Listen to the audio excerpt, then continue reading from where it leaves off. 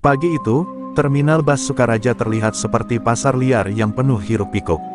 Asap knalpot mengepul di udara, teriakan calo bercampur dengan suara klakson yang memekakkan telinga.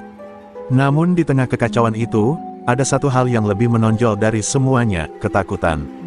Tak seorang pun berani berjalan tanpa menunduk, sebab di sana, di bangku panjang dekat warung kopi, duduk sekelompok pria bertato dengan wajah garang. Mereka adalah geng Serigala Hitam, penguasa terminal yang bahkan aparat pun enggan menegur. Raka, sang pemimpin, duduk santai di kursi kayu dengan rokok terselip di bibir. Tubuhnya tegap, penuh tato naga di lengan kanan, dan mata yang tajam seperti elang lapar. Di sampingnya, tangan kanan bernama Joni menghitung uang hasil setoran pagi ini dari para sopir dan pedagang. Uang yang didapat bukan sedikit, tapi bagi mereka, itu semua dianggap sebagai pajak wilayah. Siapa yang menolak, berarti siap dihajar tanpa ampun. Sebuah adegan kecil terjadi di depan warung. Seorang pedagang gorengan tua baru saja mencoba menolak memberi uang pungutan. Belum sempat ia menjelaskan alasannya, dua anak buah Raka menyeretnya ke belakang truk, menghajarnya sampai berdarah. Orang-orang hanya bisa melihat, tanpa satu pun berani menolong. Raka hanya tertawa kecil sambil berkata, biar tahu siapa raja di sini. Terminal itu bukan lagi milik rakyat. Ia telah menjadi kerajaan kecil, tempat di mana hukum hanya berarti satu hal, perintah Raka. Polisi, mereka datang hanya jika Raka memanggil. Beberapa oknum bahkan sudah menjadi temannya, mendapat bagian dari hasil haram itu. Tak ada keadilan, tak ada keberanian. Semua tunduk di bawah bayang-bayang Serigala Hitam. Namun di balik semua kesombongan itu, Raka mulai menunjukkan wajah angkuhnya. Ia bukan lagi sekadar preman mencari makan, tapi penguasa yang haus akan kuasa. Ia memerintah dengan tangan besi, menamparkan siapapun yang menentangnya, bahkan anak buahnya sendiri. Terminal ini milikku, katanya suatu kali, bahkan Tuhan pun kalau datang ke sini, harus izin dulu sama Raka. Joni yang selalu setia di sisinya terkadang merasa ngeri mendengar kata-kata itu. Ia tahu Raka mulai kehilangan kendali. Namun rasa takut dan kesetiaan bercampur dalam dirinya. Ia sadar, di dunia mereka, sedikit saja ragu bisa berujung kematian. Jadi ia memilih diam, walau dalam hati, ia tahu badai besar sedang menuju mereka. Hari itu, Raka memerintahkan agar setiap bus yang masuk harus membayar 2 kali lipat. Kita tunjukkan siapa penguasa sebenarnya, katanya sambil menendang kursi. Sopir-sopir yang protes langsung dihadiahi pukulan. Terminal berubah menjadi tempat penyiksaan terbuka. Semua tunduk, semua membisu, tak ada yang berani menentang penguasa kejam itu. Di kejauhan, dari balik kerumunan penumpang, seseorang memperhatikan semua itu dengan tatapan dingin. Seorang pria parubaya dengan pakaian sederhana, membawa tas kecil di pundaknya. Tak ada yang tahu siapa dia, namun di matanya, ada sinar yang membuat udara terasa berubah dingin seketika. Terminal Sukaraja tak tahu, bahwa hari itu, mereka baru saja diperhatikan oleh badai yang sedang diam menunggu waktu untuk menggulung segalanya. Pagi berganti siang, namun suasana di Terminal Sukaraja tetap saja mencekam. Pedagang yang biasanya ramah kini bicara dengan suara lirih, seolah setiap kata bisa membawa petaka. Raka dan anak buahnya mondar-mandir di setiap sudut terminal, memastikan semua orang ingat posisi. Tak ada yang berani menatap mata mereka. Bahkan udara pun terasa berat, penuh tekanan tak kasat mata dari geng Serigala Hitam yang kini semakin menjadi-jadi. Seorang ibu penjual nasi uduk bernama Maksarmi menatap lapak dagangannya dengan mata cemas. Uang hasil jualan pagi tadi hampir seluruhnya habis untuk membayar pungutan. Tangannya gemetar saat menghitung kembalian, takut salah, takut kena marah. Kalau salah kasih uang, bisa-bisa dibanting meja, bisiknya pada tetangga lapaknya. Semua pedagang tahu, di terminal ini, bukan hukum yang berkuasa, tapi amarah Raka. Sopir bus juga tak kalah menderita. Mereka kini harus menyetor 2 kali lipat dari biasanya. Beberapa sopir terpaksa tidur di dalam bus karena tak punya cukup uang untuk pulang. Mereka menatap kosong ke arah pos geng Serigala Hitam, tempat Raka duduk sambil tertawa lebar, seolah derita orang-orang itu hanyalah hiburan. Kalau mau aman, bayar. Kalau mau rusuh, lawan. Begitu kata Raka setiap kali ada yang berani protes. Namun ada sesuatu yang berubah sejak pagi itu. Beberapa orang mulai memperhatikan keberadaan pria parubaya yang sering duduk diam di kursi panjang dekat halte. Ia tak banyak bicara, hanya menatap sekeliling dengan pandangan tajam tapi tenang. Anak-anak muda terminal sempat menertawakannya, mungkin orang desa nyasar, kata salah satu preman kecil. Tapi tak ada yang tahu, pria itu memperhatikan setiap wajah, setiap tindakan, seolah sedang mencatat dosa-dosa mereka di kepalanya. Malamnya, Maksarmi menutup lapak lebih cepat. Ia melewati pria parubaya itu yang masih duduk diam di tempat yang sama. Entah kenapa, ia merasa tenang melihat tatapan pria itu. Tatapan yang penuh wibawa, tapi juga menyimpan luka dalam. "Sampeyan bukan orang sini, ya, Pak?" tanya Maksarmi pelan. Pria itu hanya tersenyum samar dan menjawab singkat, "Tidak, Bu, tapi mungkin, sudah saatnya saya kembali ke tempat seperti ini." Keesokan harinya, terminal kembali ramai.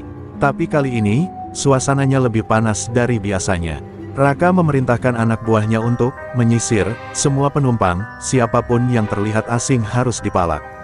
Mereka butuh uang tambahan untuk berpesta malam nanti. Teriakan dan bentakan kembali terdengar, sementara warga hanya bisa menunduk pasrah. Dunia terasa semakin tak adil bagi mereka yang hanya ingin hidup tenang. Di tengah kekacauan itu, Brahman, pria parubaya yang tampak sederhana, perlahan berdiri. Langkahnya tenang, tak tergesa.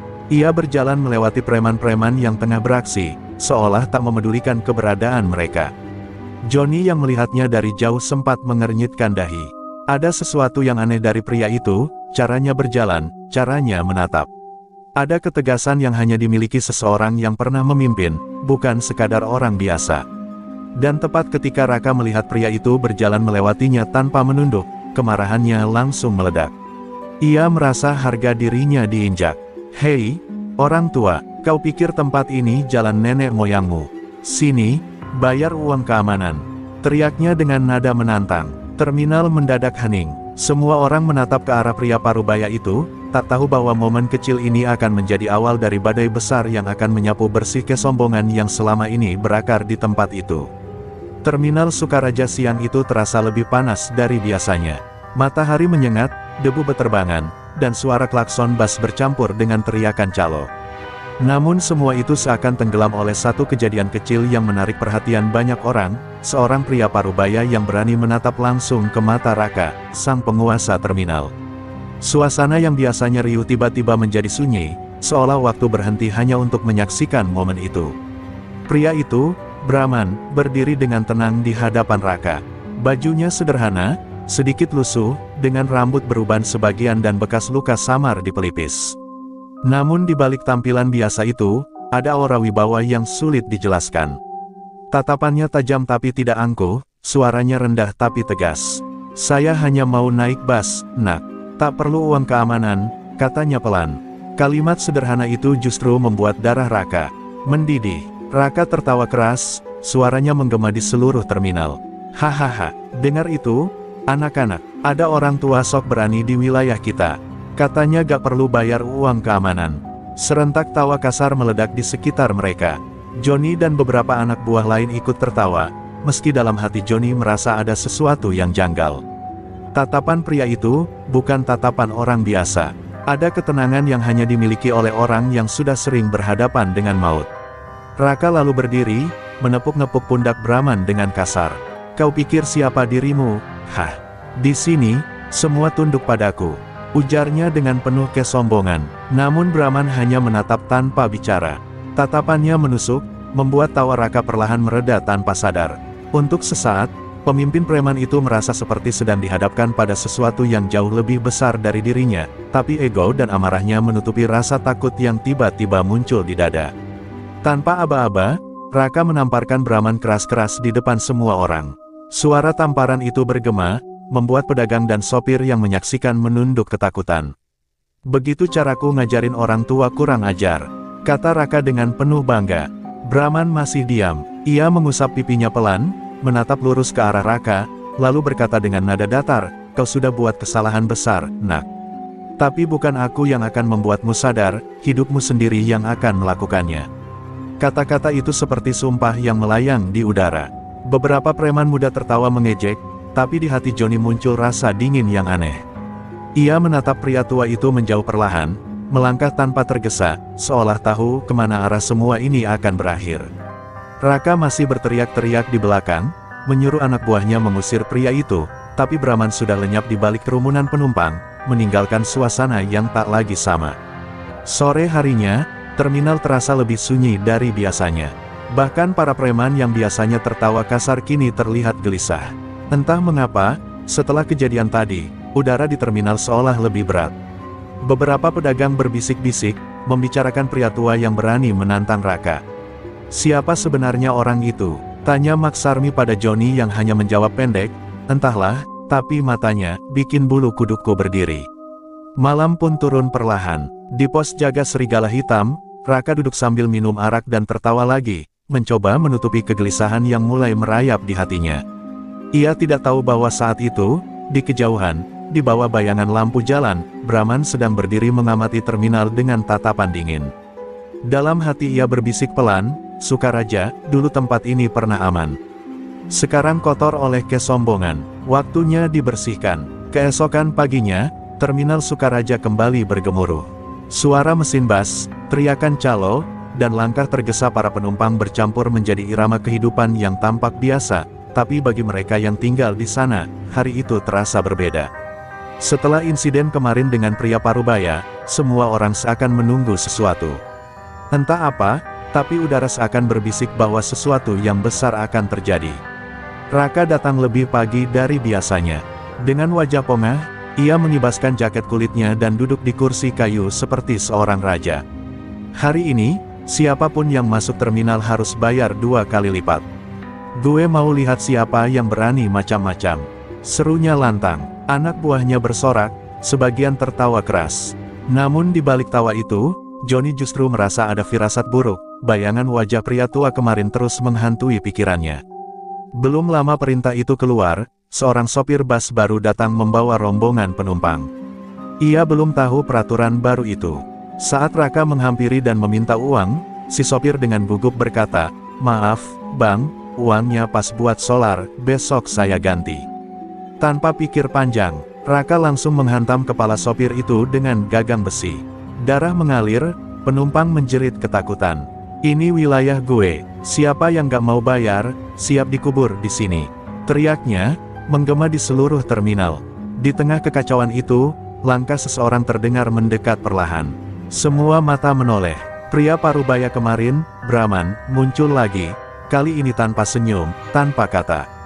Hanya tatapan dingin yang membuat suasana seketika membeku. Bahkan angin pun terasa berhenti berhembus. Raka menoleh, wajahnya langsung berubah menjadi sinis. "Nah, ini dia si tua sombong kemarin. Kau datang lagi, mau kutampar 2 kali sekarang." Brahman tidak menjawab, ia menatap sopir yang tergeletak, lalu menatap Raka. "Kau bangga memukul orang yang tak bisa melawan," katanya pelan tapi dalam, suaranya menggema seolah menusuk jantung semua orang yang mendengar. Raka tertawa mengejek, "Kau pikir siapa dirimu? Hah? Mau jadi pahlawan? Terminal ini bukan tempat buat orang sepertimu." Ia melangkah maju, menepuk dada Brahman dengan kasar, mencoba mengintimidasi. Namun kali ini, tangan Brahman bergerak. Satu gerakan cepat, begitu cepat hingga nyaris tak terlihat. Dalam sekejap, Raka sudah terjengkang ke belakang, kursi kayunya terbalik, dan tangan kanannya terasa nyeri hebat. Anak buahnya terdiam. Tak ada yang percaya pria tua itu mampu menjatuhkan Raka hanya dengan satu gerakan.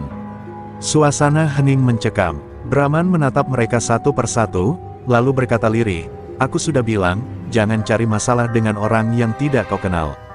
Warga terminal yang menyaksikan dari kejauhan menahan napas. Joni melangkah mundur, bingung antara takut dan kagum. Raka bangkit dengan amarah membara, wajahnya merah padam. "Kau berani melawanku, akan kucari tahu siapa kau sebenarnya, orang tua sialan." Ia berteriak lantang, tapi dalam hatinya tumbuh ketakutan yang belum pernah ia rasakan sebelumnya. Tatapan mata Brahman menancap di benaknya seperti kutukan. Brahman melangkah pergi perlahan, meninggalkan terminal yang kini sunyi senyap. Setiap langkahnya bergema di antara bas dan kios yang membisu. Tak seorang pun berani menahan, tak seorang pun berani berbicara. Dan sejak hari itu, nama pria tua yang menumbangkan Raka mulai beredar di setiap sudut terminal, dari bibir ke bibir, menjadi bisikan yang membawa rasa ingin tahu, sekaligus ketakutan. Malam itu, terminal Sukaraja tenggelam dalam sunyi yang tidak biasa. Angin berhembus pelan membawa aroma besi dan debu, sementara para preman geng serigala hitam berkumpul di pos jaga dengan wajah tegang. Tidak ada tawa, tidak ada gurauan seperti biasanya. Mereka masih terbayang kejadian pagi tadi, ketika seorang pria tua menumbangkan Raka hanya dengan satu gerakan. Bagi mereka, itu bukan sekadar tamparan terhadap pemimpin, tapi juga penghinaan terhadap seluruh geng. Johnny duduk di sudut, menatap gelas kopinya tanpa suara. Dalam benaknya, bayangan wajah Brahman terus berulang. Tatapan mata itu, tatapan yang dingin, tapi juga penuh wibawa. Seolah pria tua itu tidak sekadar melawan, melainkan sedang menilai, menghakimi, bahkan menunggu waktu untuk menghancurkan sesuatu. "Raka, aku gak enak perasaan," katanya pelan. Tapi Raka, yang sedang merawat tangannya yang terkilir, hanya mendengus marah. "Kau takut sama orang tua sebatang kara. Dasar pengecut." Namun jauh di balik kata-kata kasarnya, Raka tidak bisa membohongi dirinya sendiri. Setiap kali ia mengingat tatapan mata Brahman, ada sensasi dingin yang merayap di tengkuknya. Ia sudah berhadapan dengan banyak musuh, tapi tak pernah ada satupun yang membuatnya kehilangan keberanian seperti hari itu. Dia bukan orang biasa, gumamnya lirih, tapi egonya terlalu tinggi untuk mengakuinya di depan anak buah. Di sisi lain, warga terminal mulai berani berbisik-bisik. Katanya pria, "Itu dulu orang penting dari Surabaya," kata seorang sopir. "Mungkin bekas tentara, timpal yang lain." Kabar itu menyebar cepat, mengalir dari warung kopi ke pangkalan bas, hingga ke telinga preman-preman kecil yang mulai ragu untuk datang memungut uang. Bayangan Brahman, pria tua yang misterius itu, kini menghantui mereka lebih kuat dari pukulan siapapun. Raka merasa posisinya mulai goyah. Ia tidak bisa membiarkan seorang asing merusak reputasinya. Malam itu juga, ia memerintahkan anak buahnya untuk mencari tahu siapa sebenarnya pria bernama Brahman itu. "Cari sampai ketemu. Gue gak peduli dari mana asalnya, tapi gue mau dia nyesel pernah injak kaki di terminal gue." Suaranya keras, tapi ada getar kecil di dalamnya, getar takut yang hanya bisa dikenali oleh orang yang mengenalnya dekat. Johnny bersama dua orang anak buah berangkat ke penginapan-penginapan sekitar terminal untuk mencari jejak pria itu. Tapi tak ada yang tahu siapa dia, dari mana asalnya, bahkan di mana ia tidur malam itu. Seolah Brahman hanyalah bayangan yang muncul dan menghilang begitu saja. "Aneh," kata Johnny dalam hati. "Kalau dia orang biasa, kenapa semua orang gak berani bicara tentang dia?" Firasat buruk itu makin menebal, seperti awan hitam yang menandakan badai akan datang. Menjelang tengah malam, Raka duduk sendirian di pos jaga, menatap kosong ke arah jalan yang remang. Ia menyalakan rokok, mencoba menenangkan pikirannya. Namun di kejauhan, di balik lampu-lampu yang berkelip, ia merasa sepasang mata sedang memperhatikannya dari kegelapan. Ia berdiri, menatap ke arah itu, tapi tidak melihat siapapun. Hanya hembusan angin yang membawa suara samar, entah nyata atau ilusi, seolah seseorang berbisik, "Kesombonganmu akan menjadi kuburanmu sendiri." Raka menepis rasa takut itu dengan marah, menendang kursi dan berteriak, "Kalau kau jantan, tunjukkan dirimu." Tapi malam tetap diam, tak ada yang menjawab, hanya suara derit seng pos jaga yang diterpa angin. Dan di antara bayangan-bayangan gelap yang memanjang di bawah cahaya lampu, samar-samar terlihat sosok Brahman berdiri di kejauhan, menatap terminal itu sekali lagi, tenang, tapi dengan mata yang menyimpan badai. Keesokan paginya, suasana terminal Sukaraja terasa ganjil. Tidak seperti biasanya, Raka dan anak buahnya tampak lebih tegang. Mereka masih belum menemukan siapa sebenarnya pria tua bernama Brahman itu. Di warung-warung kopi, para pedagang mulai berani berbisik, tapi bukan karena keberanian, melainkan karena rasa ingin tahu bercampur takut. Nama Brahman kini menjadi misteri yang menggantung di udara, seperti ancaman yang belum menampakkan wujudnya. Johnny datang terburu-buru ke pos jaga dengan wajah pucat. Ia membawa selembar kertas yang ia temukan dari seorang sopir bas rute Surabaya-Sukaraja. "Raka, aku rasa kita sudah buat kesalahan besar," katanya dengan suara serak. Raka mengerutkan dahi, merebut kertas itu dari tangan Johnny. Di atasnya tertulis nama Brahman Surya, lengkap dengan catatan samar dari masa lalu, mantan ketua geng Macan Timur, Surabaya. Hilang sejak 10 tahun lalu. Raka terdiam, napasnya tertahan. Nama itu bukan nama sembarangan. Bagi dunia bawah tanah Jawa Timur, geng Macan Timur adalah legenda kelam, kelompok kriminal yang dulu menguasai pelabuhan, pasar, dan terminal besar di Surabaya. kejam, tapi disegani. Nama Brahman Surya disebut dengan rasa ngeri oleh semua geng. Ia dikenal bukan karena kekejamannya semata, tapi karena ketenangannya saat membunuh. Dulu, ia menghilang tanpa jejak setelah membubarkan gengnya sendiri. Tak seorang pun tahu kemana ia pergi. Dan kini, pria itu berdiri di wilayah Raka. Raka tertegun, wajahnya memucat. Untuk pertama kalinya dalam hidupnya, ia merasa lututnya goyah. Tidak mungkin, orang itu sudah mati. Itu cuma cerita lama, katanya, berusaha menyangkal. Tapi Johnny menatapnya dengan mata ketakutan. Kalau itu cuma cerita, kenapa dia tahu cara bertarung seperti itu? Kenapa dia bisa menjatuhkanmu dalam satu gerakan? Suasana menjadi hening. Anak buah lain saling berpandangan, ketakutan menjalar cepat seperti racun di udara. Berita tentang siapa sebenarnya Brahman menyebar lebih cepat daripada angin. Dalam waktu sehari, kabar itu sudah sampai ke telinga geng-geng kecil di sekitar Sukaraja. Beberapa memilih menghindar, takut terminal itu akan menjadi ladang perang baru. Bahkan preman-preman luar kota yang biasa datang untuk berjudi atau mengedarkan barang haram tiba-tiba menghilang. Mereka tahu, jika nama Brahman Surya benar-benar kembali, maka akan ada pertumpahan darah besar yang tak terelakkan. Raka mencoba menutupi ketakutannya dengan kemarahan. Aku gak peduli siapa dia. Ini wilayahku. Surabaya jauh dari sini, dan gak ada macan yang bisa berkuasa di kandang serigala. Teriaknya sambil meninju meja hingga pecah. Tapi dalam hatinya, suara lain terus berbisik, suara ketakutan yang menolak dibungkam. Ia mulai melihat bayangan Brahman di setiap sudut terminal, dalam setiap pantulan kaca jendela bas, dalam setiap hembusan angin malam. Sore itu, Johnny duduk sendirian di atas bas kosong. Ia menatap matahari yang perlahan tenggelam di balik gedung-gedung tua terminal. Kalau benar itu Brahman Surya, gumamnya pelan, maka bukan cuma terminal ini yang akan hancur, tapi juga semua yang bersentuhan dengannya. Ia tahu, dunia bawah yang mereka banggakan akan segera diguncang oleh badai lama yang baru terbangun dari tidurnya. Dan badai itu punya nama, Brahman. Malam menjelang, dan di kejauhan, Brahman berdiri di jembatan tua yang menghadap terminal. Rokok menyala di jarinya, asapnya menari di udara malam. Tatapannya dingin, penuh makna. Serigala kecil, gumamnya pelan, kalian bermain di tempat yang salah. Ia lalu melangkah pergi, bayangannya menelan cahaya lampu jalan.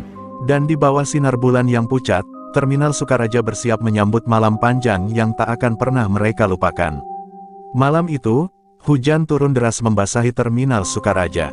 Air menggenang di antara ban-ban bas tua dan kios-kios yang mulai bocor. Guntur menggelegar, menyambar di langit seakan menegaskan bahwa ada sesuatu yang buruk sedang turun bersama hujan. Di pos jaga geng Serigala Hitam, suasana mencekam. Dari belasan orang yang biasa berjaga, hanya tinggal 6. 3 orang lainnya, Bowo, Dadan, dan Reno, menghilang tanpa jejak sejak sore. Tak ada yang tahu kemana mereka pergi. Raka, yang biasanya garang, kini tampak gelisah. Ia berjalan mondar-mandir di pos, memaki setiap anak buah yang tak memberi kabar. Cari mereka sekarang juga, jangan-jangan kabur bawa uang, teriaknya, tapi suaranya tak lagi sekeras dulu. Johnny menatap pemimpinnya itu, tahu benar bahwa di balik kemarahan itu tersembunyi sesuatu yang lebih dalam, ketakutan. Hujan yang deras hanya mempertegas rasa dingin yang mulai merayap di dada mereka semua. Tiba-tiba pintu pos terbuka. Seorang preman berlari masuk dengan napas terengah, wajahnya pucat pasi. Bang Raka, aku nemuin Bowo, katanya terbata. Semua langsung menoleh. Di mana dia? Tanya Raka. Preman itu menelan ludah, di belakang bas biru, tapi, suaranya gemetar. Dia udah gak bernyawa, Bang. Matanya terbuka, seolah ngelihat sesuatu yang gak manusia.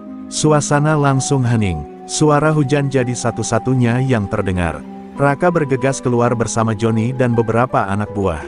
Mereka berjalan menembus hujan, dan di balik deretan bas, mereka menemukannya.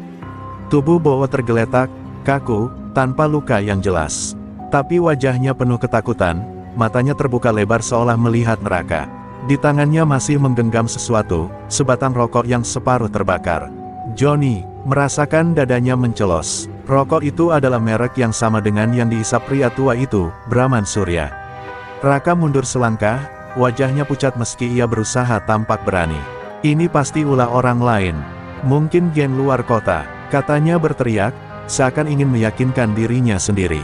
Tapi dalam hatinya, bayangan Brahman terus menghantui. Ia ingat tatapan mata pria itu saat berkata, hidupmu sendiri yang akan membuatmu sadar. Kini kata-kata itu terasa seperti kutukan yang mulai menuntut balas. Satu persatu anak buah Raka mulai ketakutan. Beberapa dari mereka memutuskan kabur malam itu juga. Gue gak mau mati di terminal sialan ini, teriak seorang preman sebelum lari di bawah hujan. Raka menahan mereka, tapi tak ada yang berani kembali. Kini tinggal segelintir orang yang masih setia, lebih karena takut pada Raka, bukan karena percaya pada kekuatannya lagi. Johnny berdiri di sisi Raka, menatap pemimpinnya dengan mata suram. Bang, denger aku, kita udah main sama orang yang salah. Kalau itu benar Brahman Surya, mending kita pergi dari sini sebelum semuanya terlambat, katanya lirih.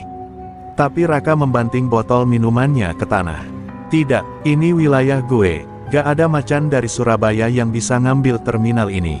Suaranya pecah di antara gemuruh hujan, tapi di balik itu Johnny bisa mendengar gemetar halus dalam nada bicaranya. Dari kejauhan, di balik deretan bas yang gelap, seseorang berdiri di bawah payung hitam. Brahman memperhatikan mereka tanpa suara, hanya tatapannya yang dingin seperti pisau malam. Ia menyalakan rokok pelan, ujungnya menyala merah di tengah hujan. Asap tipis naik ke udara, berpadu dengan kabut dan aroma kematian. Dengan nada nyaris tak terdengar, ia berbisik pada dirinya sendiri, 3 sudah jatuh, sisanya akan menyusul. Lalu ia berbalik, meninggalkan terminal dalam sunyi yang lebih mencekam dari teriakan manapun. Pagi datang dengan langit kelabu. Terminal Sukaraja tampak muram, seolah matahari pun enggan menatap tempat itu lagi. Hujan semalam meninggalkan genangan dan lumpur, serta aroma busuk kematian yang belum hilang dari pikiran siapapun. Tubuh Bowo sudah diangkut oleh polisi, tapi tak ada satupun saksi yang berani bicara. Warga hanya diam, pura-pura tidak tahu, karena semua tahu, apapun yang terjadi semalam bukan urusan manusia biasa. Raka duduk di pos jaga, matanya sembab karena semalaman tidak tidur.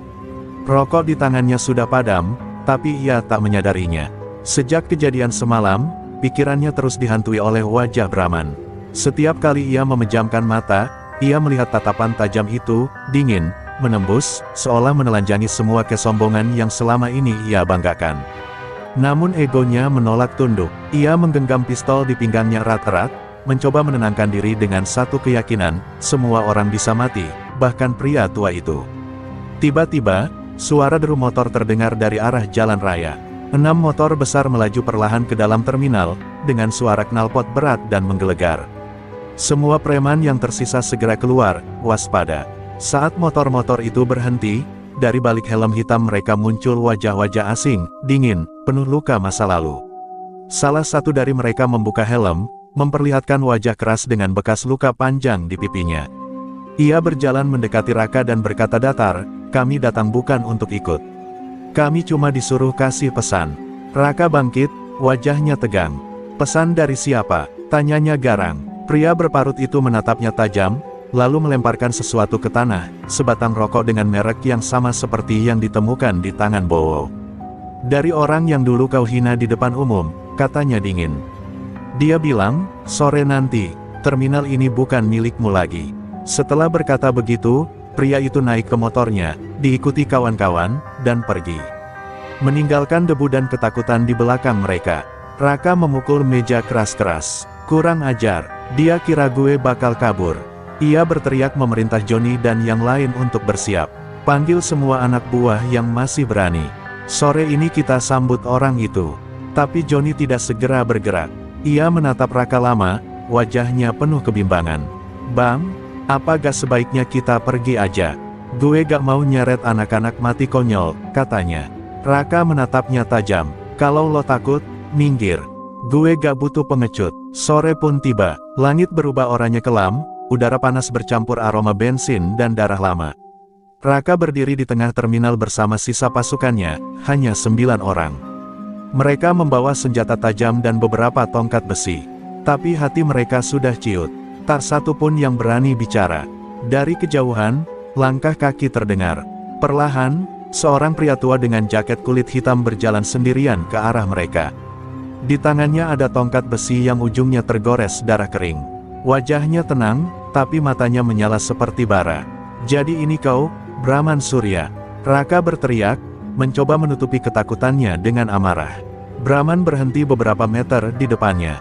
Ia menatap Raka dalam-dalam, lalu berkata dengan suara pelan namun tajam seperti sembilu, "Kau sudah terlalu lama membuat orang menderita, nak. Terminal ini bukan tempatmu. Sekarang, waktunya dibersihkan." Raka tertawa sinis, "Bersih dari siapa? Dari kakek bau tanah sepertimu." Tapi sebelum tawanya habis, Brahman bergerak secepat kilat.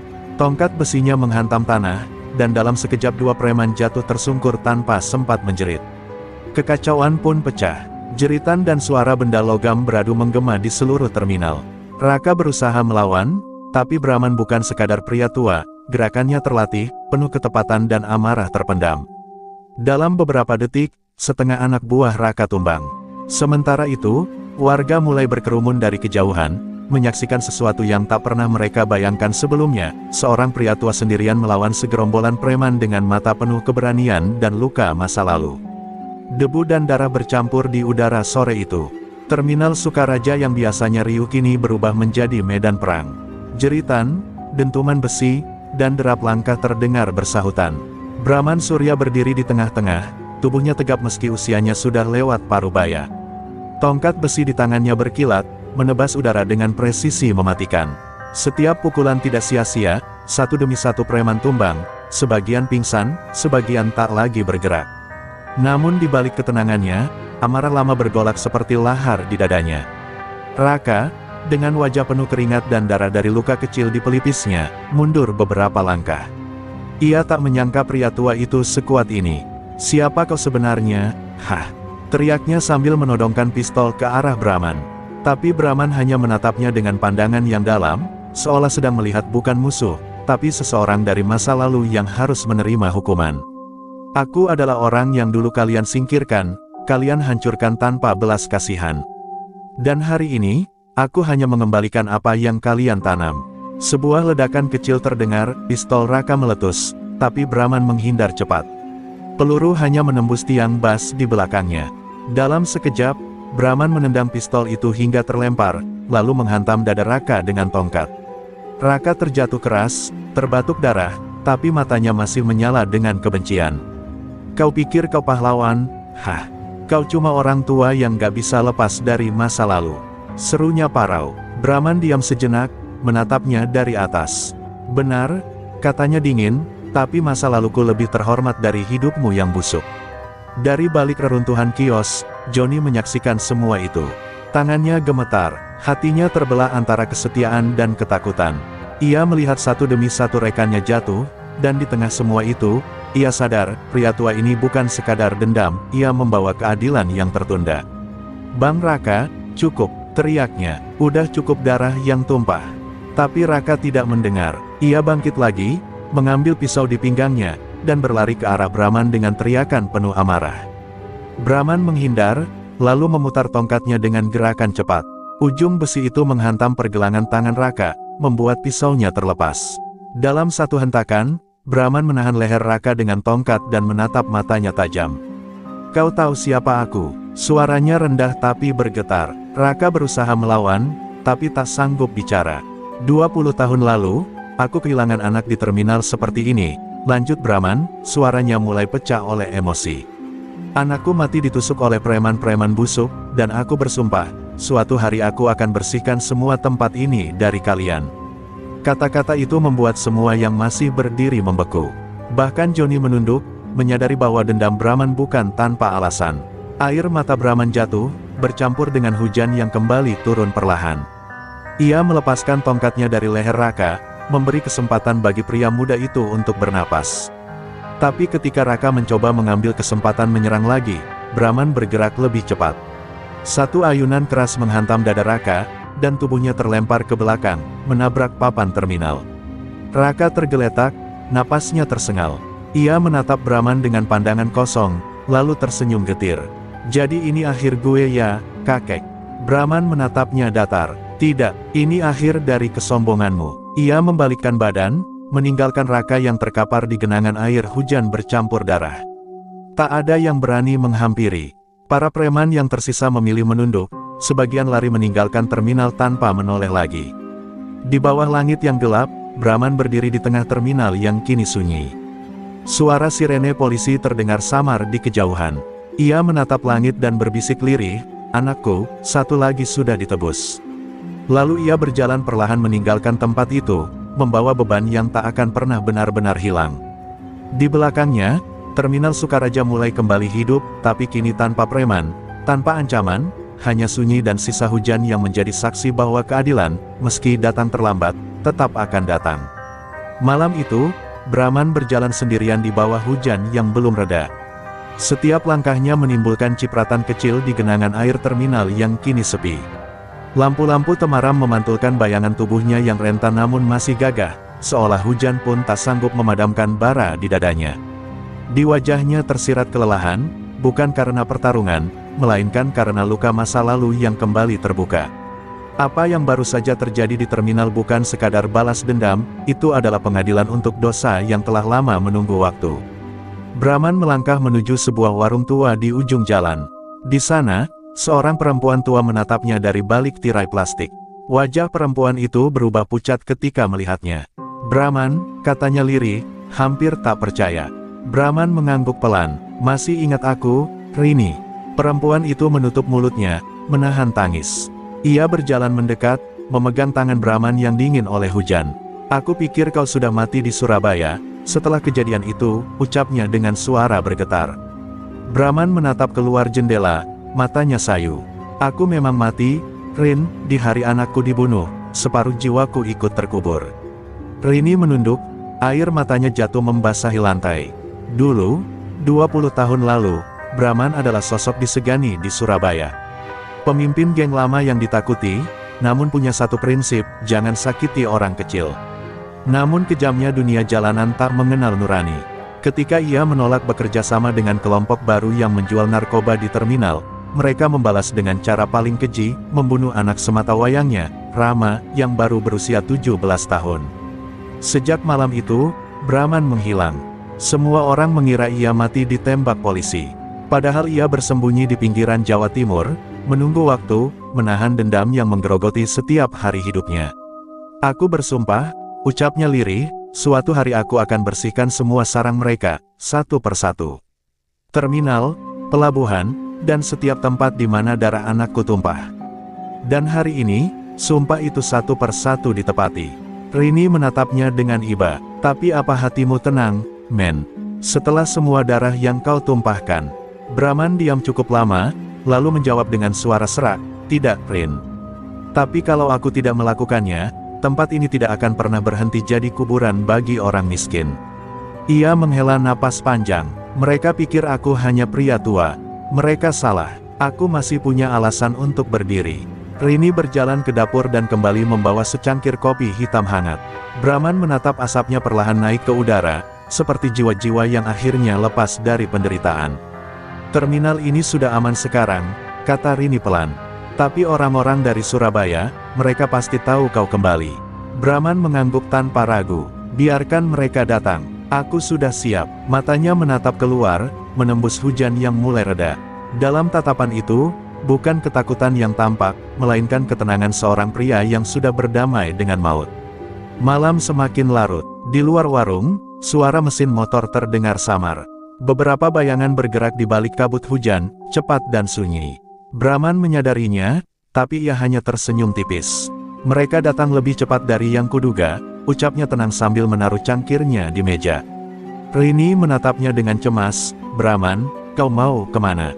Brahman berdiri, mengenakan jaket kulitnya kembali, dan berkata lirih, "Sudah waktunya aku menyapa tamu dari masa lalu." Ia melangkah keluar dari warung, menatap jalan basah yang disinai lampu-lampu redup.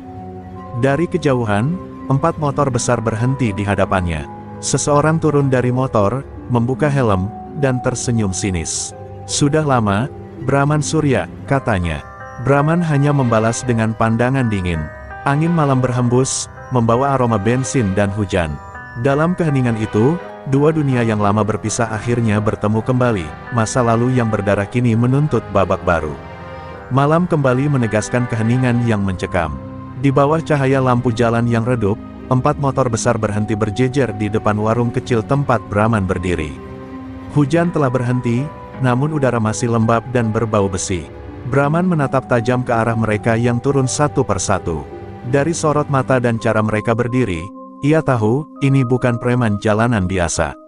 Mereka adalah orang-orang lama dari Surabaya, sisa-sisa geng besar yang dulu pernah berseteru dengannya di masa kelam. Dan kini, setelah 2 dekade, mereka datang kembali, bukan untuk bersalaman. Pemimpin dari kelompok itu, pria berjas kulit dengan rambut mulai memutih di pelipis, melangkah maju. Masih kuat berdiri rupanya, Brahman Surya, ucapnya dengan nada sinis. Brahman mengenali suara itu, suara yang tak pernah ia lupakan. Surya Wijaya, katanya pelan, menyebut nama yang dulu menjadi mimpi buruk bagi setiap geng di Surabaya. Surya tersenyum tipis. Akhirnya kita bertemu lagi, setelah 20 tahun. Aku pikir polisi sudah menguburmu. Brahman menggeleng. Aku tidak akan mati sebelum menunaikan janjiku. Dan sepertinya malam ini, janjiku belum selesai. Surya tertawa pelan, tapi matanya dingin seperti pisau. Kau sudah membunuh anak-anak buahku di terminal ini. Kau pikir aku akan diam? Brahman maju selangkah. Mereka bukan anak buahmu, Surya. Mereka hanyalah sisa-sisa keangkuhan yang tak tahu malu menindas rakyat kecil. Surya menatapnya tajam. Kau masih dengan idealismemu yang basi itu. Dunia ini milik yang kuat, Brahman. Sama seperti dulu saat aku mengambil segalanya darimu. Seketika mata Brahman memerah. Termasuk nyawa anakku, tanyanya lirih. Suasana membeku. Angin malam berhenti berhembus. Surya terdiam sejenak, lalu tersenyum miring. Ah, jadi kau akhirnya tahu. Ya, itu perintahku waktu itu. Anakmu hanya korban dari perang geng yang kau mulai. Brahman mengepalkan tangan, darah di tubuh tuannya seakan mendidih. Tapi wajahnya tetap tenang, meski napasnya mulai berat. Kau benar, Surya, katanya perlahan. Aku yang memulai perang itu. Tapi malam ini, aku juga yang akan mengakhirinya. Tanpa aba-aba, Brahman bergerak cepat. Tongkat besinya menghantam tanah keras, lalu meluncur ke arah salah satu anak buah Surya. Pria itu terpental ke belakang, darah muncrat dari mulutnya. Suara dentuman logam dan teriakan kembali menggema di tengah malam. Rini, yang menonton dari balik tirai warung, menjerit lirih, menutup mulutnya agar tak terdengar. Ia tahu, malam ini bukan lagi tentang dendam, ini tentang penebusan dosa yang tak bisa dihindari. Surya mengeluarkan pistol dari balik jaketnya, menembakkan peluru ke arah Brahman. Namun pria tua itu berputar, peluru hanya menggores pundaknya. Ia menahan sakitnya tanpa suara, lalu menendang meja kayu hingga menghantam lawan. Kau dulu mungkin memimpin dengan kekerasan, teriak Brahman di antara perkelahian, tapi aku belajar satu hal dari kehilangan anakku, bahwa kejahatan selalu kembali menagih utang darahnya. Tongkat besinya berayun cepat, menghantam lutut salah satu pria, membuatnya roboh berteriak. Satu demi satu anak buah Surya tumbang, namun Brahman juga mulai kehabisan tenaga. Nafasnya terengah, darah mengucur dari luka di pundak. Surya berjalan mendekat dengan pistolnya, mengarah tepat ke dada Brahman. Sekarang sudah berakhir, Brahman, katanya dengan nada puas. Tapi Brahman tersenyum lemah. Tidak, Surya, ini baru mulai. Dalam sekejap, Brahman menendang tongkat besinya ke arah pistol Surya, membuat tembakan meleset, lalu menubruk tubuh lawannya dengan tenaga terakhirnya. Keduanya jatuh berguling di tanah becek, saling menghantam dengan amarah yang menahun. Akhirnya, Brahman berhasil merebut pistol Surya dan menodongkannya tepat di antara kedua mata musuh lamanya itu. Wajahnya bergetar antara amarah dan kesedihan. 20 tahun lalu, kau merenggut darahku, katanya dengan suara parau. Dan malam ini, aku kembalikan semuanya padamu. Suara pistol meletus sekali. Setelah itu, hanya keheningan. Surya terbaring tak bergerak, sementara Brahman berdiri terhuyung, menatap langit malam yang perlahan memudar ke abu-abu fajar. Langit dini hari memerah di ufuk timur. Kabut tipis turun perlahan di atas terminal yang kini sunyi, hanya diselimuti bau mesiu dan darah. Brahman berdiri di tengah jalan, tubuhnya goyah, napasnya tersengal. Pistol di tangannya terjatuh, beradu dengan genangan air bercampur darah Surya yang kini terbujur diam tak bernyawa. Hujan kecil mulai turun, seolah langit ikut berduka atas pertarungan dua legenda lama yang akhirnya berakhir dengan satu peluru penebus dosa. Namun bagi Brahman, kemenangan ini tak lagi terasa seperti kebanggaan, melainkan beban yang semakin berat di pundaknya yang menua. Rini berlari keluar dari warung, berlari menembus hujan kecil, lalu memeluk Brahman yang hampir roboh. "Brahman, ya Tuhan, kau berdarah!" jeritnya panik. Brahman hanya tersenyum lemah. "Luka kecil saja, Rin, bukan pertama kali." Tapi darah yang terus mengalir dari bahunya mengatakan sebaliknya. Rini menatapnya dengan mata berkaca-kaca. "Sudah cukup, men, semua sudah selesai. Kau sudah menepati janjimu." Namun Brahman hanya menatap ke arah tubuh Surya, matanya kosong. "Belum, Rin, masih banyak luka di dunia ini, dan aku belum membersihkannya semua." Tiba-tiba, suara sirene polisi terdengar dari kejauhan. Lampu biru berkedip-kedip, mendekat perlahan. Warga terminal mulai bermunculan dari balik bangunan, wajah-wajah ketakutan mereka kini berubah menjadi haru. Seorang sopir tua berbisik, "Dia yang menolong kita," sementara yang lain berlutut di tanah, menatap tubuh Brahman dengan hormat. Untuk pertama kalinya, orang-orang di terminal melihat pahlawan mereka, bukan preman, bukan penguasa, tapi seorang pria tua yang menumpahkan darah demi kedamaian. Ketika polisi tiba, Brahman sudah tidak lagi menggenggam senjatanya. Ia duduk di tepi trotoar, tubuhnya lemah, tapi wajahnya tenang. Seorang perwira muda menghampirinya. "Pak, Anda harus ikut kami. Banyak saksi bilang, Anda yang bunuh mereka." Brahman menatapnya, lalu tersenyum samar. "Aku tidak membunuh siapapun, Nak. Mereka hanya menuai apa yang mereka tanam." Polisi itu terdiam, menatap pria tua di depannya yang seolah memancarkan wibawa aneh, campuran ketegasan dan ketenangan yang membuat siapapun sulit menuduhnya. Rini memohon agar Brahman dibawa ke rumah sakit dulu. Polisi mengangguk, tapi Brahman menolak. Ia menatap terminal sekali lagi, tempat yang kini sunyi, tanpa ancaman, tanpa preman. "Lihat, Rin," katanya pelan, "tempat ini akhirnya bisa bernapas lagi."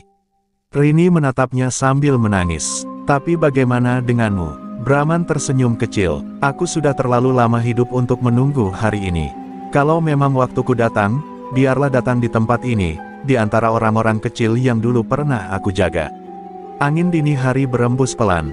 Brahman menatap langit yang mulai terang, hujan berhenti, menyisakan sisa embun di aspal. Dalam bisikan terakhirnya, ia berkata lirih, "Rama, ayahmu sudah menepati janji." Rini memeluknya erat, merasakan tubuh pria tua itu semakin lemah, napasnya menurun perlahan. Tak ada teriakan, tak ada tangis keras, hanya keheningan yang hikmat ketika Brahman Surya menghembuskan napas terakhirnya di bawah langit terminal yang kini damai. Ketika matahari terbit, sinarnya jatuh tepat di tempat Brahman berbaring. Warga menatap tubuhnya dengan penuh hormat. Seseorang menaruh bunga liar di sampingnya, dan seorang sopir berkata pelan, "Dialah yang membuat terminal ini tenang." Sejak hari itu, nama Brahman Surya hidup dalam bisikan-bisikan kecil di setiap sudut jalan, bukan sebagai penjahat, tapi sebagai legenda yang menebus masa lalu dengan keberanian dan pengorbanan. Terminal Sukaraja tak lagi dikuasai siapapun, kecuali oleh kenangan akan seorang pria tua yang berani melawan kejahatan sendirian. Dan di ujung jalan, angin berembus lembut membawa satu kalimat yang seolah keluar dari udara itu sendiri, "Selama masih ada keserakahan, selalu akan ada seseorang yang berani berdiri melawannya." Terminal pun kembali hidup, tapi kali ini dengan kedamaian yang lahir dari darah, pengorbanan, dan dendam yang akhirnya tertebus. Beberapa minggu telah berlalu sejak pertempuran terakhir di Terminal Sukaraja. Aroma mesiu dan darah telah lama hilang, digantikan oleh wangi kopi pagi dari warung-warung yang kembali hidup. Para sopir dan pedagang kecil kini beraktivitas tanpa rasa takut. Tak ada lagi suara bentakan preman atau ancaman dari geng manapun. Namun, di setiap sudut terminal itu, selalu ada cerita yang berbisik lirih tentang sosok pria parubaya yang datang di hari penuh badai, seorang pria yang sendirian menghadapi puluhan penjahat dan mengakhiri kekuasaan gelap yang telah menindas rakyat kecil selama bertahun-tahun. Orang-orang menyebutnya dengan berbagai nama. Ada yang bilang dia, Brahman Sang Penebus, ada pula yang memanggilnya, Hantu Terminal. Tapi, bagi mereka yang pernah melihat matanya, nama itu tak penting. Yang mereka ingat hanyalah sosoknya yang berdiri tegak di tengah hujan, darah menetes dari tangan, namun tatapan matanya tetap teduh, seolah membawa ketenangan di balik amarah yang membara. Rini, yang kini mengelola warung tempat Brahman dulu sering duduk, selalu menyalakan satu lilin setiap malam di meja kayu itu, tempat Brahman terakhir kali menatap langit sebelum meninggalkan dunia ini. Terminal Sukaraja kini menjadi tempat yang berbeda. Polisi menjaga dengan rutin, tapi nyatanya tak pernah lagi ada masalah besar. Preman-preman yang dulu berkuasa, sebagian kabur, sebagian menyerahkan diri setelah mendengar kabar tentang Brahman Surya. Mereka tahu, nama itu kini membawa ketakutan sekaligus penghormatan. Ada bisik-bisik di kalangan dunia gelap bahwa arwah Brahman masih berkeliaran, menjaga terminal dari tangan kotor yang ingin menguasainya kembali. Dan anehnya, setiap kali ada yang mencoba memalak di sana, selalu saja ada sesuatu yang membuat mereka ketakutan, entah suara langkah berat, atau bayangan samar di balik lampu malam. Rini seringkali termenung di warungnya sambil menatap kursi kosong itu. Ia masih bisa merasakan kehadiran Brahman, seolah pria itu masih duduk di sana dengan senyum tipis dan suara beratnya yang khas. "Kau menang, men," bisiknya suatu malam. "Kau menebus semua luka masa lalumu." Tapi di balik senyumnya, Rini tahu, kemenangan itu dibayar dengan harga yang terlalu mahal. Setiap kali hujan turun, ia selalu teringat wajah Brahman, berdiri sendirian melawan gelap dunia yang diciptakannya sendiri. Suatu hari, seorang anak muda datang ke warungnya. Rambutnya cepak, jaket kulit hitam, dan wajahnya mirip sekali dengan Brahman muda. "Saya Rama, Bu," katanya dengan nada hormat. "Saya dengar, ayah saya pernah datang ke sini." Rini tertegun, matanya langsung basah. Ia mempersilakan Rama duduk di kursi yang sama, kursi tempat sang ayah menghembuskan napas terakhirnya. Rini menceritakan semua dari awal, tentang bagaimana terminal ini dulu dikuasai preman, tentang keberanian ayahnya, dan bagaimana semuanya berakhir di tengah hujan dan darah. Rama terdiam lama, menatap meja kayu yang penuh goresan. "Ayah selalu bilang dia bukan orang baik," ucapnya lirih. "Tapi ternyata, dia mati demi kebaikan." Rini menatapnya dengan lembut. "Kadang, orang yang paling berdosa justru yang paling paham arti penebusan." Rama menggenggam kalung kecil peninggalan ayahnya, lalu berjanji dalam hati bahwa nama Brahman Surya tidak akan pernah dilupakan. Ia bersumpah menjaga tempat itu dari siapapun yang mencoba merusaknya lagi. Hari demi hari berlalu, dan cerita tentang Brahman menyebar luas ke kota-kota lain. Dari Surabaya, Malang, hingga Probolinggo, para sopir bus menceritakan legenda itu kepada rekan-rekannya di setiap pemberhentian. Mereka berkata, "Kalau kau lewat terminal Sukaraja, jangan macam-macam. Itu tempatnya Brahman." Lama-lama, nama itu menjadi simbol, bukan hanya tentang kekerasan, tapi tentang keberanian melawan ketidakadilan, tentang seseorang yang menebus dosa dengan tindakan nyata. Di malam hari, terminal itu kembali sunyi, hanya suara jangkrik dan gemerisik angin. Di kursi kayu warung Rini, lilin kecil masih menyala seperti biasa. Dan entah karena imajinasi atau kenyataan, Rini terkadang melihat bayangan samar seorang pria duduk di sana, menatap jalanan yang lengang sambil tersenyum tenang. Lalu, suara berat yang begitu dikenal berbisik lembut, "Sudah aman, Rin, jaga mereka baik-baik." Dan lilin itu pun bergetar, seolah menyapa kembali legenda yang tak pernah benar-benar pergi, Brahman Surya, sang penjaga terminal. Sejak hari itu, Rama tak bisa tidur nyenyak. Setiap kali menutup mata, wajah ayahnya selalu muncul, berdiri di tengah hujan, tubuh penuh luka. Namun matanya begitu tenang. Cerita yang ia dengar dari Rini membuat dadanya bergemuruh, antara bangga dan hancur. Ayah yang selama ini ia kira seorang penjahat, ternyata mati sebagai pelindung. Namun dalam hatinya, ada sesuatu yang belum selesai. Rini sempat menyebut nama yang membuat darah Rama mendidih, Surya, pemimpin geng yang menjadi lawan terakhir ayahnya. Tapi dari laporan polisi, nama itu tidak ada di daftar jenazah yang ditemukan malam itu. "Surya tewas," kata Rini waktu itu. Namun entah kenapa, naluri Rama berkata lain, bahwa Surya belum mati. Suatu malam, Rama duduk di kursi warung tempat ayahnya dulu menghembuskan napas terakhir. Lilin menyala redup, hujan turun perlahan. Ia menatap bayangan wajahnya di meja kayu yang basah dan berbisik, "Kalau kau masih hidup, Surya, aku akan menemukanmu." Di kejauhan, kilat menyambar langit, seolah menjawab sumpahnya. Sejak saat itu, Rama mulai mencari informasi tentang geng lama ayahnya, geng Surabaya, yang dulu sempat menjadi legenda di dunia jalanan. Ia mengunjungi bar tua, terminal gelap, dan rumah-rumah tua tempat orang-orang takut berbicara. Tapi setiap kali nama Brahman disebut, semua orang menunduk, seolah menyebut nama arwah yang masih gentayangan. Beberapa minggu kemudian, Rama mendengar kabar dari seorang mantan sopir bus tua bernama Karno. "Surya itu iblis," katanya dengan suara gemetar. Dia dulu rekan ayahmu, tapi belakangan mereka pecah. Surya ingin menguasai seluruh wilayah, sementara Brahman cuma mau melindungi rakyat kecil. Saat mereka bertarung malam itu, banyak yang bilang Surya kena tembak, tapi tak ada yang lihat mayatnya. Mendengar itu, Rama membeku. Jadi benar, Surya masih hidup. Dan jika benar, berarti dendam lama belum berakhir, hanya tertunda. Rama tahu, jalan yang ia pilih berbahaya. Tapi darah Brahman mengalir di tubuhnya. Ia mulai berlatih bela diri di tempat latihan tua yang dulu sering dipakai geng ayahnya. Setiap pukulan, setiap tendangan, terasa seperti pesan dari masa lalu. Dalam diam, ia berbicara pada bayangan ayahnya, "Aku tak akan jadi penjahat, ayah. Tapi aku juga tak akan diam saat orang sepertimu dilupakan." Rini memperhatikan dari jauh, cemas tapi juga bangga. Ia tahu, api dalam diri Rama sama seperti api Brahman dulu, membara, tapi menyala karena rasa tanggung jawab, bukan kebencian. Suatu malam di bawah jembatan pelabuhan Surabaya, Rama akhirnya menemukan petunjuk baru. Seorang informan berkata, Surya sekarang sembunyi di luar kota. Dia punya anak buah baru, lebih kejam, lebih diam-diam. Mereka bilang dia pakai nama baru, Pak Guru. Nama itu terdengar asing, tapi ada sesuatu yang menegangkan di dalamnya.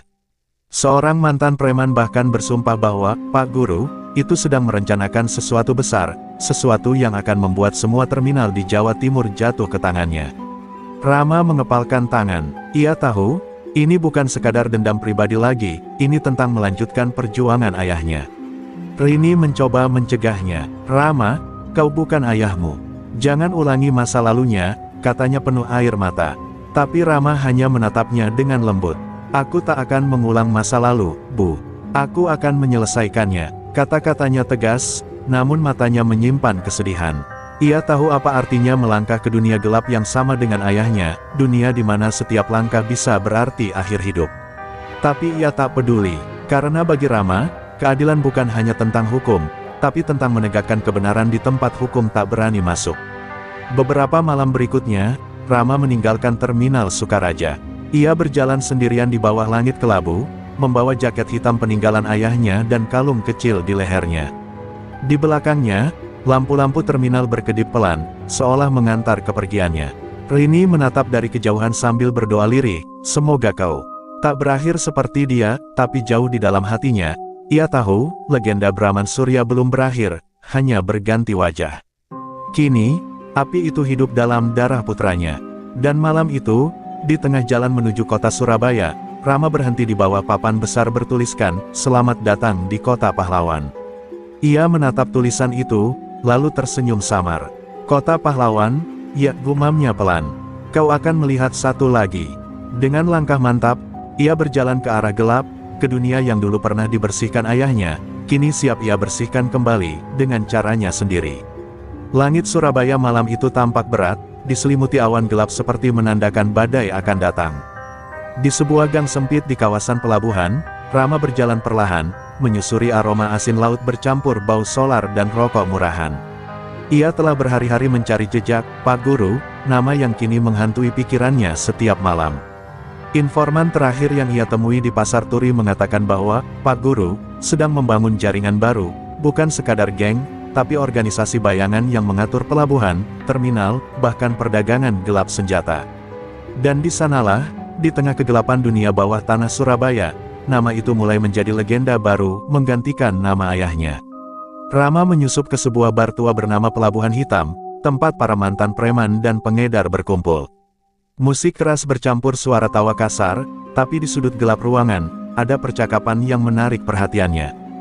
Dua pria bertubuh besar membicarakan seseorang dengan nada hormat. "Pak Guru itu orang pintar," kata salah satunya. "Dulu dia orang lama di dunia jalanan, tapi sekarang dia mainnya halus. Katanya dia pernah ditinggal mati sama sahabatnya sendiri, makanya dia dendam sama semua preman lama." Kata-kata itu membuat jantung Rama berdegup cepat. Ia tahu siapa yang dimaksud, Surya, sahabat sekaligus musuh ayahnya. Ketika Rama hendak pergi, seorang pria bertato naga menepuk bahunya. "Kau bukan orang sini, ya?" Suaranya dingin. Rama menatapnya datar. "Aku cuma cari seseorang." "Siapa?" tanya pria itu sambil menyalakan rokok. "Pak Guru." Seketika suasana bar menjadi tegang. Beberapa orang berhenti bicara, menatap Rama tajam. Pria bertato itu terkekeh pelan. Hati-hati, nak, nama itu bukan buat disebut di sini. Sekali kau cari dia, berarti kau sudah siap gak pulang. Tapi Rama tak gentar. Aku tak datang untuk pulang, jawabnya dingin. Kalimat itu membuat semua mata di bar tertuju padanya, sebagian kagum, sebagian menganggapnya gila. Beberapa hari kemudian, Rama berhasil mengikuti seorang kurir senjata yang diketahui bekerja untuk Pak Guru. Ia membuntutinya hingga ke gudang tua di tepi pelabuhan, tempat puluhan pria bersenjata berjaga. Dari celah kayu, Rama melihat seorang pria berjas hitam berdiri di tengah ruangan, rambutnya mulai memutih, tapi auranya begitu kuat dan menakutkan. Ia tak salah lagi, itulah Surya, musuh ayahnya, kini hidup dan berkuasa lagi dengan nama baru. Kita akan ambil alih semua terminal di Jawa Timur, suara Surya bergema.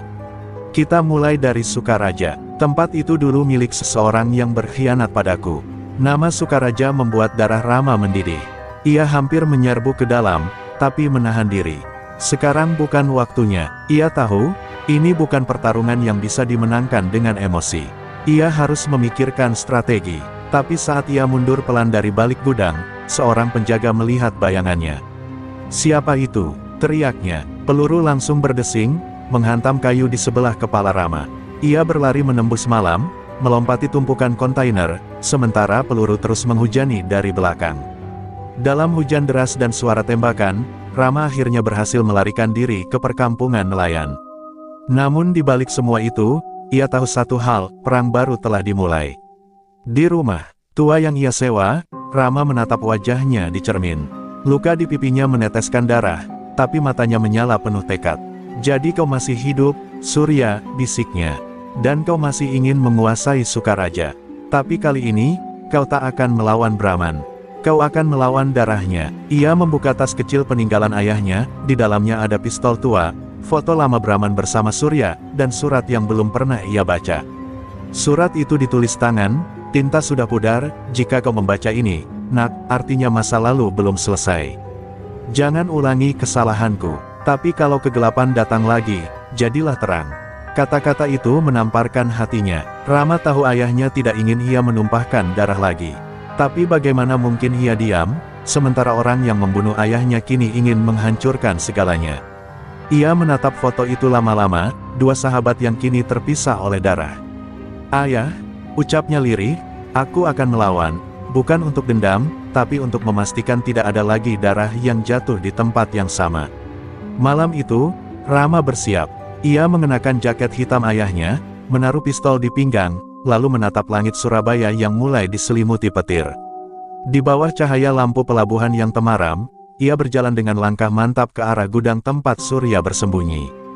Dari kejauhan, suara deburan ombak terdengar seperti genderang perang. Dunia jalanan Surabaya sekali lagi akan bergetar. Legenda Brahman Surya akan bangkit, kali ini melalui tangan anaknya sendiri. Malam itu, pelabuhan Surabaya diterangi cahaya lampu kuning temaram. Bayangan kontainer menciptakan lorong-lorong gelap yang sempurna untuk tipu muslihat. Rama bergerak perlahan, menempel di balik tumpukan kayu dan drum minyak, matanya tajam menatap gudang tempat Surya berkuasa. Ia bisa melihat sosok pria tua dengan jas hitam, berdiri di tengah pasukannya, mengatur logistik senjata dan barang-barang gelap. Aura Surya masih sama, dingin dan mematikan. "Ini waktunya," gumam Rama, mengatur napas dan menyiapkan pistol peninggalan ayahnya. Langkah pertama Rama terhenti ketika seorang penjaga melihatnya dari kejauhan. Sebelum suara teriak terdengar, Rama sudah menunduk dan menembakkan pistol, menonaktifkan penjaga itu tanpa menimbulkan suara. Tubuhnya menempel di dinding kontainer, napas terengah, detak jantungnya memacu. Ia sadar bahwa ini bukan sekadar pertempuran biasa. Ini adalah ujian terakhir, ujian untuk membuktikan bahwa darah Brahman masih kuat, dan keadilan ayahnya masih hidup melalui dirinya. Begitu Rama berhasil masuk ke dalam gudang, ia melihat Surya menatapnya dingin. "Jadi kau anak Brahman Surya?" Suara Surya bergema, penuh ejekan. "Aku mendengar kau tumbuh besar dengan cerita ayahmu, tapi apakah kau benar-benar siap menghadapi aku?" Rama menatap balik, wajahnya teguh. "Aku tidak datang untuk takut, Surya. Aku datang untuk memastikan darah ayahku tidak tercemar lagi." Di udara malam itu, ketegangan membara. Api dari lampu minyak di sekitar gudang menari-nari, menciptakan bayangan menyeramkan di wajah mereka. Pertempuran pun pecah, peluru bersahutan, benda logam bertabrakan, dan jeritan menggema di seluruh gudang. Rama bergerak cepat, memanfaatkan bayangan dan setiap sudut ruangan untuk menghindari serangan. Surya menggunakan tongkat besi yang diubah menjadi senjata mematikan, menebas setiap langkah Rama. Namun ketangguhan Rama terlihat jelas. Setiap gerakan adalah kombinasi latihan, insting, dan warisan ayahnya, kemampuan untuk membaca lawan dan bertindak dengan presisi. Di tengah pertempuran, Rama menemukan sebuah meja tua yang penuh dengan dokumen dan foto-foto lama. Ia melihat foto ayahnya bersama Surya, tersenyum sebelum tragedi menghancurkan persahabatan mereka. Tiba-tiba, satu dokumen jatuh di tangannya, surat yang ditulis Brahman untuk Surya sebelum malam itu.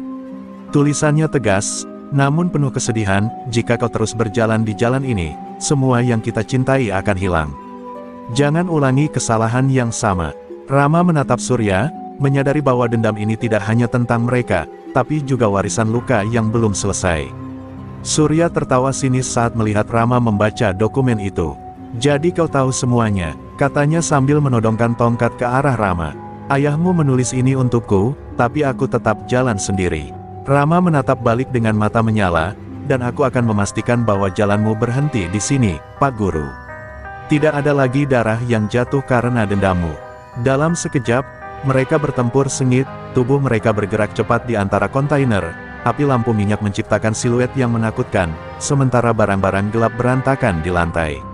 Akhirnya, Rama berhasil memanfaatkan momen kelengahan Surya.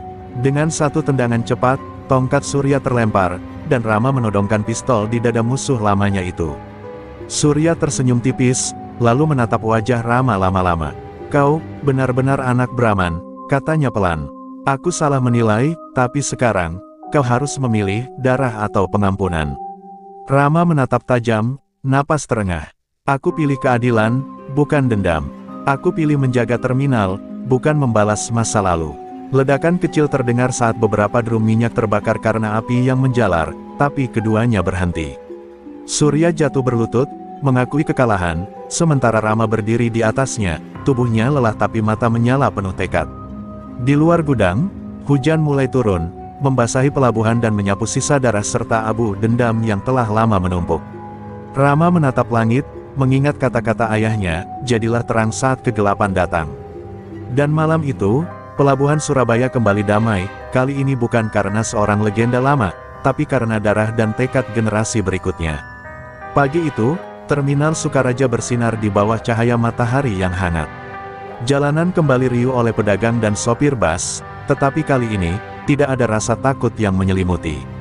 Warga menatap satu sama lain dengan senyum lega, anak-anak bermain di halaman terminal tanpa khawatir tentang ancaman preman. Aroma kopi dan roti bakar menyebar di udara, menandai kembalinya kehidupan normal. Semua orang tahu, kedamaian ini tidak datang begitu saja, itu hasil dari pengorbanan seorang pria tua dan sekarang diteruskan oleh putranya, Rama. Rama berdiri di sudut terminal, melihat aktivitas yang ramai. Pistol peninggalan ayahnya kini tersimpan rapih di rumah, diganti oleh jaket hitam yang menandakan tekad dan tanggung jawab. Ia menatap para sopir yang saling tersenyum dan saling membantu menaikkan barang ke bus. Terminal yang dulu berlumuran darah kini bersih, bebas dari geng dan preman yang menindas.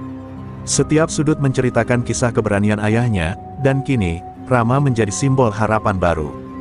Di warung kecil milik Rini, orang-orang berkumpul, minum kopi dan berbagi cerita tentang masa lalu terminal. Rini menatap Rama dengan bangga. Kau berhasil, nak, ucapnya pelan, air matanya jatuh. Rama tersenyum lemah. Bukan aku saja, Bu. Terminal ini damai karena semua orang mau menjaga satu sama lain. Ia menatap sekeliling, melihat warga yang dulu takut kini mulai percaya pada kekuatan persatuan. Ia tahu, ini adalah pelajaran terbesar yang ayahnya tinggalkan, kedamaian harus diperjuangkan, bukan ditunggu. Beberapa sopir muda mendekatinya, menyalami tangan Rama dengan hormat. Mereka bercerita tentang ketakutan mereka dulu dan bagaimana nama Brahman Surya tetap diingat, bukan sebagai ancaman, tetapi sebagai legenda. Rama mendengarkan dengan seksama. Ia tahu, setiap kata yang mereka ucapkan adalah penghormatan sekaligus tanggung jawab yang kini harus ia jaga. Kedamaian ini rapuh, dan generasi baru. Harus belajar arti keberanian tanpa harus menumpahkan darah lagi. Di sudut terminal, seorang anak kecil mendekati Rama, menatapnya dengan mata penuh kagum. "Kau anak Brahman Surya, kan? Kau yang buat terminal aman?" tanyanya polos. Rama tersenyum, menunduk perlahan. "Ya, nak, tapi ingat, kedamaian itu bukan karena aku saja. Setiap orang di sini punya peran." Anak itu tersenyum lebar, seolah memahami bahwa kekuatan terbesar bukanlah senjata, melainkan keberanian untuk melindungi yang lemah dan menjaga janji. Rini menyalakan lilin di warungnya, seperti yang selalu ia lakukan untuk mengenang Brahman. Kali ini, lilin itu menjadi simbol harapan bagi generasi baru. Rama berdiri di sampingnya, menatap api kecil yang menari di udara. Hujan semalam masih meninggalkan bekas genangan, memantulkan cahaya lilin dan sinar matahari pagi. Ia tahu, terminal ini kini menjadi tempat yang aman, bukan karena kekerasan, tapi karena tekad dan pengorbanan yang diwariskan dari ayahnya. Hari berlalu dengan damai. Sopir, pedagang, dan anak-anak kembali ke rutinitas mereka. Nama Brahman Surya tetap dihormati, tapi kini bukan sebagai legenda dendam, melainkan legenda keberanian dan pengorbanan. Rama terus mengawasi, tidak dengan senjata di tangan, tapi dengan mata waspada dan hati yang penuh tanggung jawab. Ia tahu, kedamaian bisa rapuh, tapi ia juga tahu, tekad manusia yang baik mampu menjaga dunia tetap seimbang. Matahari semakin tinggi, dan terminal Sukaraja kembali riuh dengan tawa dan kegiatan sehari-hari. Rama berjalan menyusuri jalanan, menyapa warga, dan menatap papan besar yang menandai nama terminal. Di hatinya, ia berbisik lirih, "Ayah, kami telah menepati janji. Kedamaian ini untukmu, untuk semua yang pernah jatuh di tempat ini." Dan di bawah langit Surabaya yang cerah, terminal yang dulu berlumuran darah kini benar-benar damai, membawa legenda Brahman Surya dan perjuangan Rama tetap hidup dalam hati setiap orang.